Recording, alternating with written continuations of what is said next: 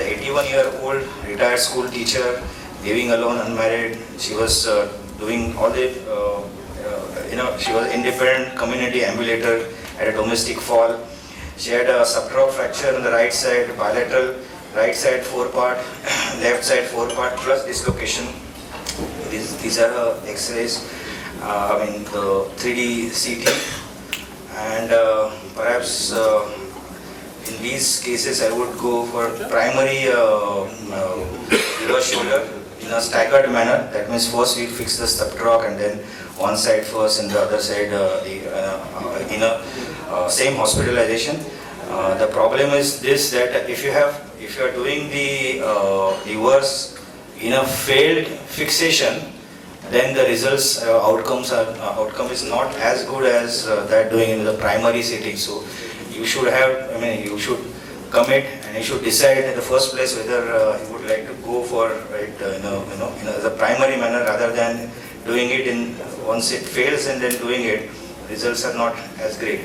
For example, many of these, this is just one of the case. The head is split and looks good on the X-ray, but if you see, it's just a total scallop head, and it's like a moon. There is nothing, look at the inside, it's just a shell, so it's very difficult to fix this.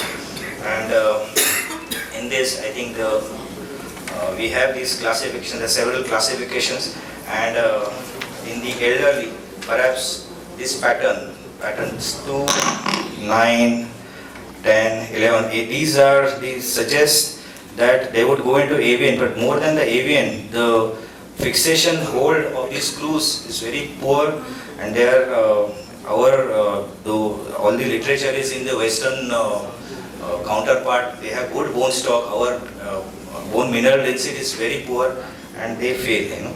So same thing. So these are the patterns where in an elderly we would go primarily for the reverse shoulder. Yes, the cost is the constraint, but the results are worth it. If you see the trend of the proximal treatment of proximal humerus in US from 2010 to 2019, this one is the curve which is treated conservatively. Most of these would be treated conservatively, as Dr. Deepit said. 85% would be treated conservatively, and then out of this, one is hemi, and other is this one is ORIF. This one is the reverse shoulder, and the reverse shoulder is now gaining the trend, is increased almost by 406%.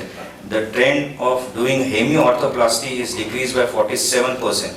This is mainly because the tuberosity healing is a problem, and if the tuberosities don't heal, the reverse shoulder, the hemi wouldn't work. The same holds true for the ORIF.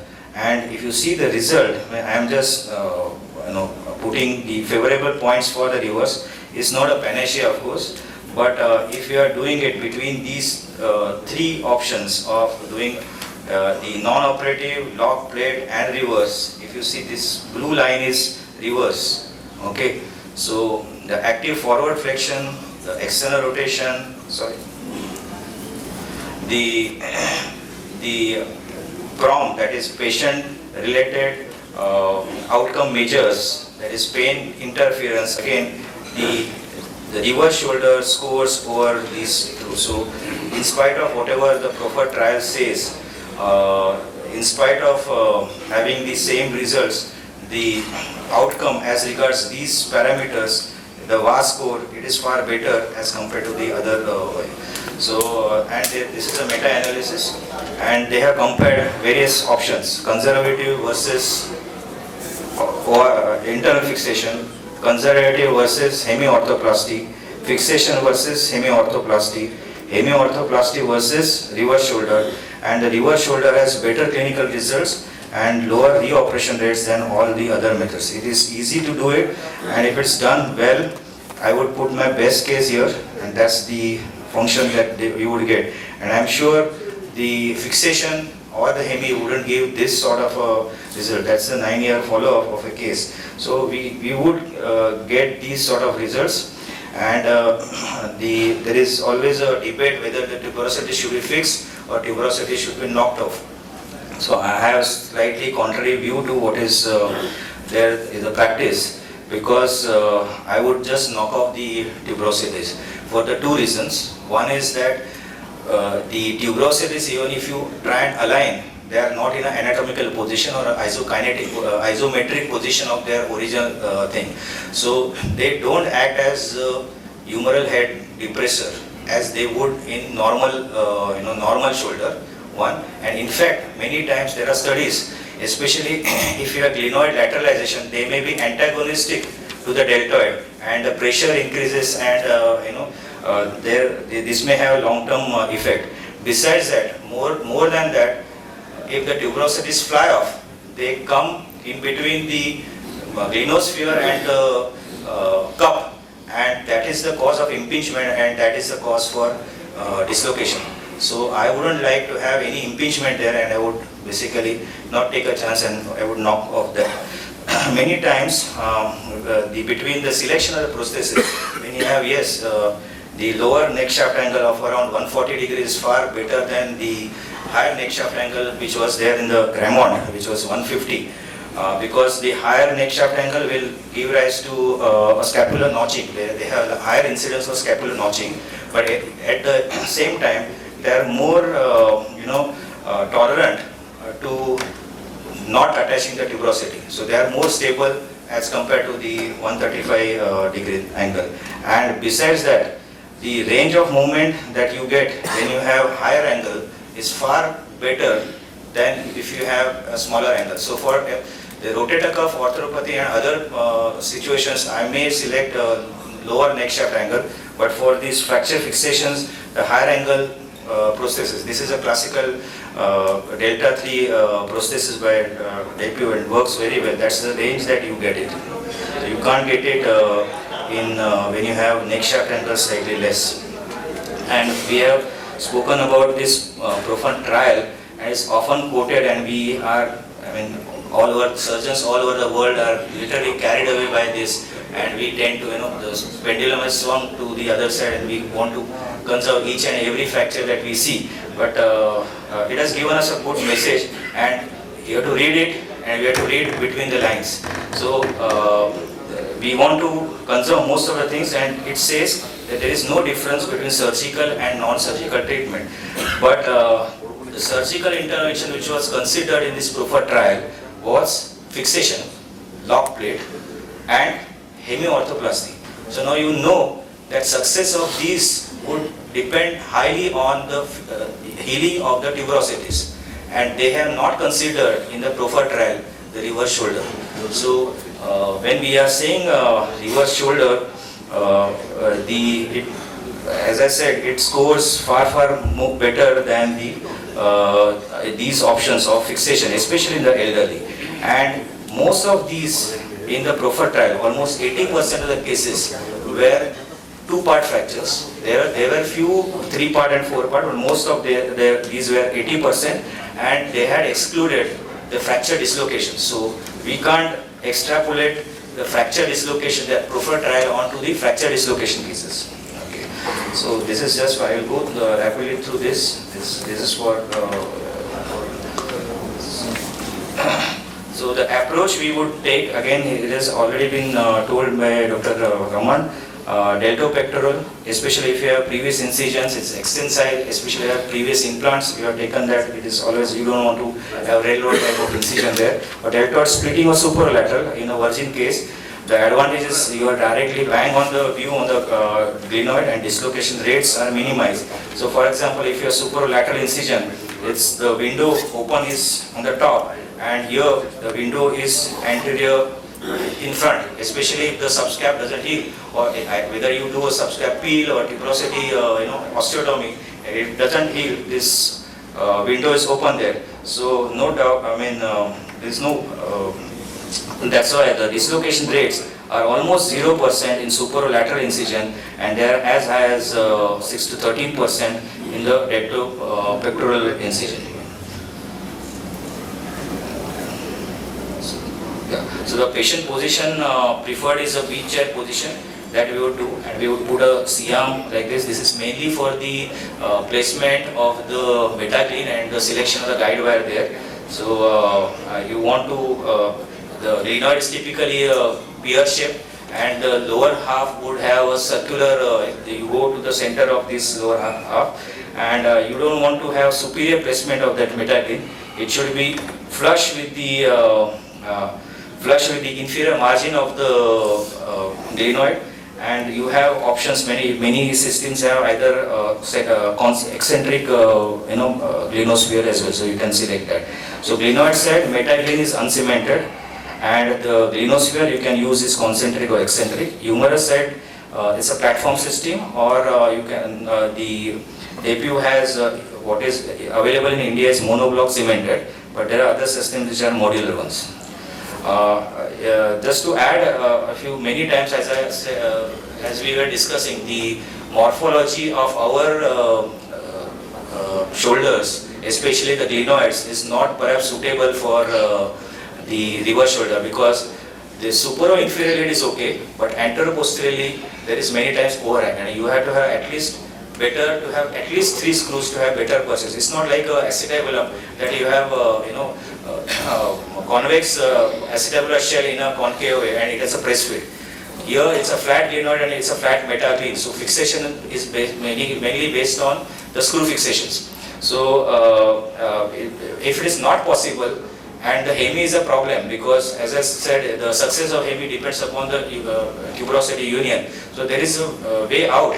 You can do a hemi, but there is a prosthesis which is known as the CTA prosthesis, that is cuff tear orthopedic prosthesis. So even if the tuberosities don't unite, we want them to unite, but in case they don't unite, almost 50% of these may not unite, or they may malunite. So the cuff tear orthopedic prosthesis is like a hemi orthoplasty, but the head has an extension laterally. So if they don't unite, there will be the depression action of the rotator cuff is not working. So you will have antero-superior migration of the hemi orthoplasty. So that prosthesis is meant to articulate with the acromion. That extension superolaterally is for it to articulate with the acromion. You will have something like a acetabularization of the acromion. So you can do it. It's a bailout situation, but you can keep it as a standby whenever you are doing a reverse shoulder. So just a technical tip there. Okay, so this is how the metaclean looks like, and you have to select it on the this is a central hole. It's cannulated. You can put in a guide wire. We check it on the C-arm as regards the placement. So it is either perpendicular or slightly inferior tilt. We don't like to give too much of inferior tilt, because then superior the metaclean will be off, and there is many times during the movement early on in the osteoporotic bone like that, it can just come out. Similarly, what is advised in the Western literature is that you ream the glenoid till the bone weeps. You have this punctate bleeding. If you extend that analogy in our sort of glenoids, the bone is osteoporotic. You would like to have some you just scrape off the cartilage, but don't go beyond the subchondral bone, because if the cancellous bone is exposed, I am talking about in our scenario, in our setup, the bone is so weak that with all these screws also, during the motion early on intra-op, the metaclean can just come out. So we don't want to have such sort of a situation there.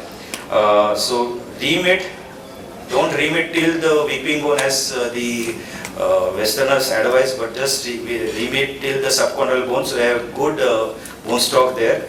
And this inferior edge should be flush with the inferior margin of the glenoid. So because if you superior place it, what will happen is you will have impingement of that cup against the scapular border, and you can have, there are higher chances of scapular notching. So what is most important here is the humeral version more than the glenoid version. So glenoid is more forgiving as compared to the humeral version. And if we are doing a hemi, typically you would give around 30 to 40 degree of retroversion. That is the normal retroversion. But in reverse, you would either keep it 0 to 10 degrees.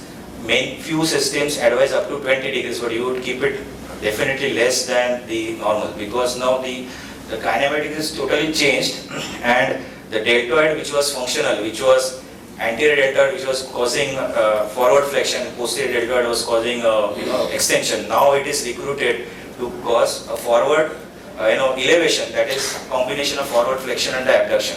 So the humeral version is important. Glenoid version we will discuss in short. I am just discussing these technical tips. Version and tilt and a screw placement.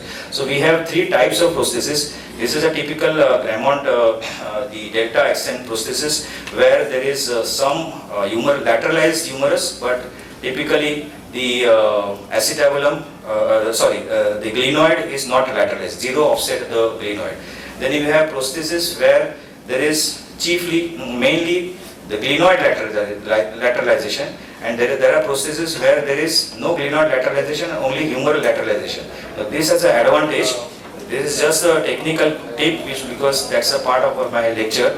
So if you have the glenoid lateralization, the repair of the tuberosities back is not advisable, because here the tuberosities would actually act as antagonistic to the deltoid. Okay, so it would increase the joint reaction forces. Maybe it is tolerable in this sort of prosthesis where there is humeral lateralization. That's the biomechanical study.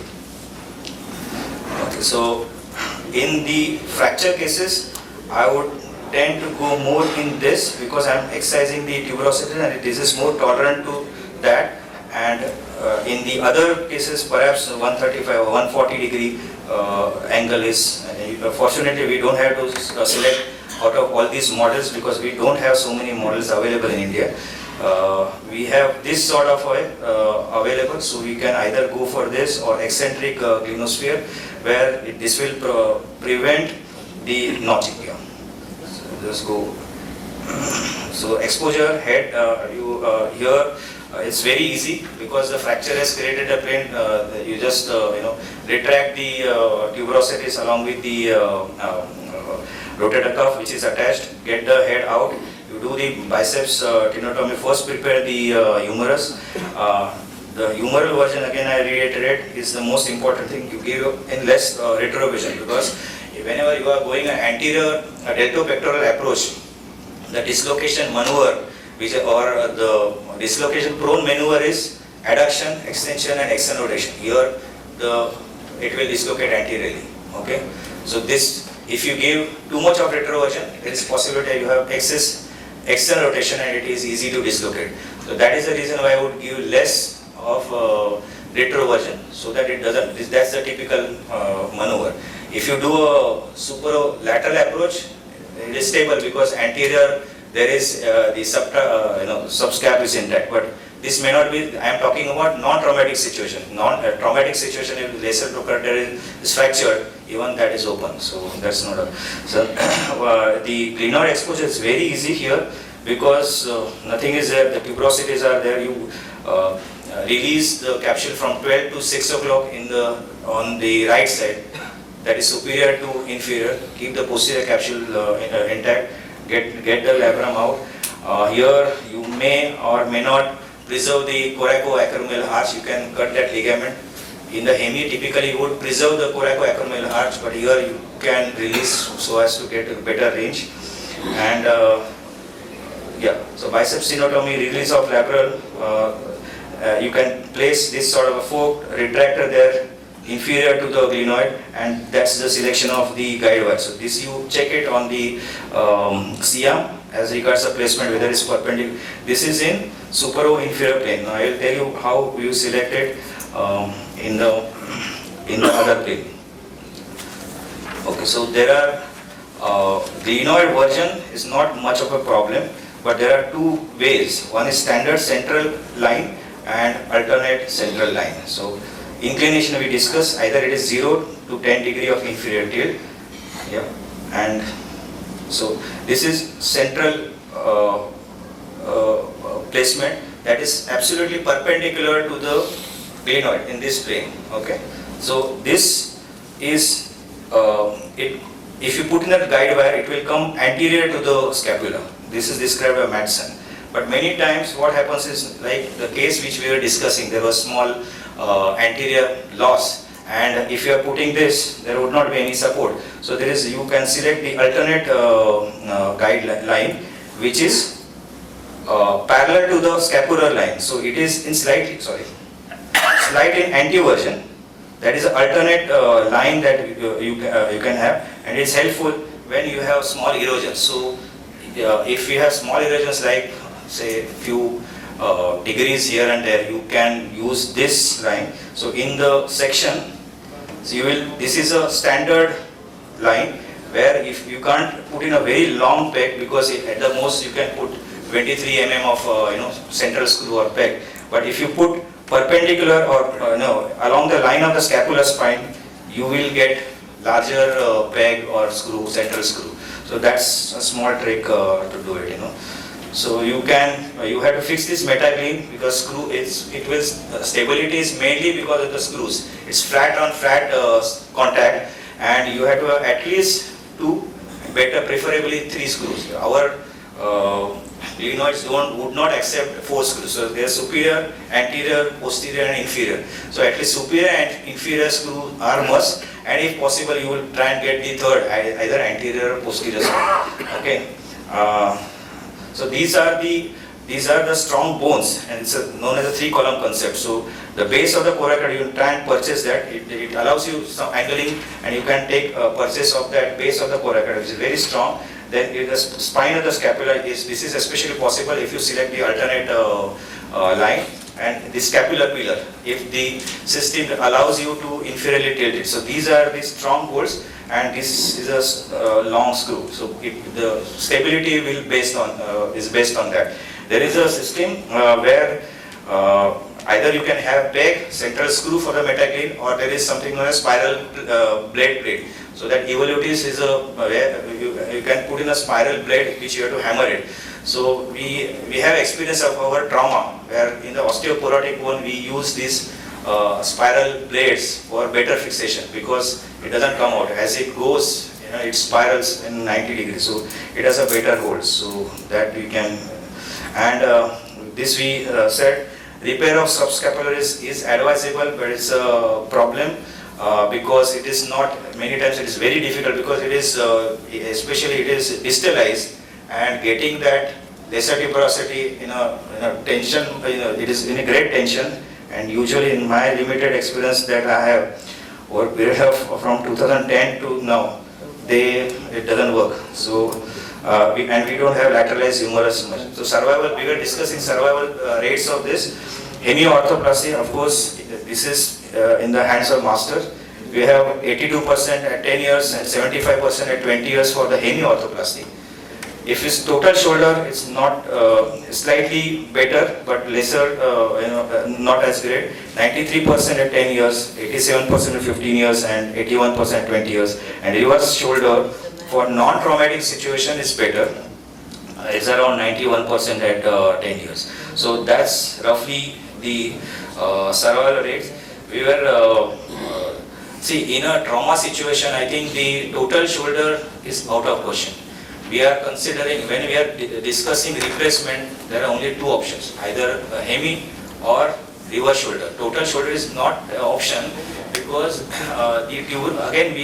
tuberosities are not there. So if the tuberosities don't function, the rotator cuff doesn't function, what will happen is, there is the head on in the total shoulder, there is a polyethylene glenoid and there is a metal head. So it will have rocking, or especially there will be anterosuperior escape, or there will be overriding of the humerus up, and there will be rocking horse phenomenon. So total shoulder, don't think of total shoulder ever in the trauma situation. We are considering only 2 things: hemi vis-a-vis the reverse. And I would, in the hemi, I would keep cuff tear orthopathy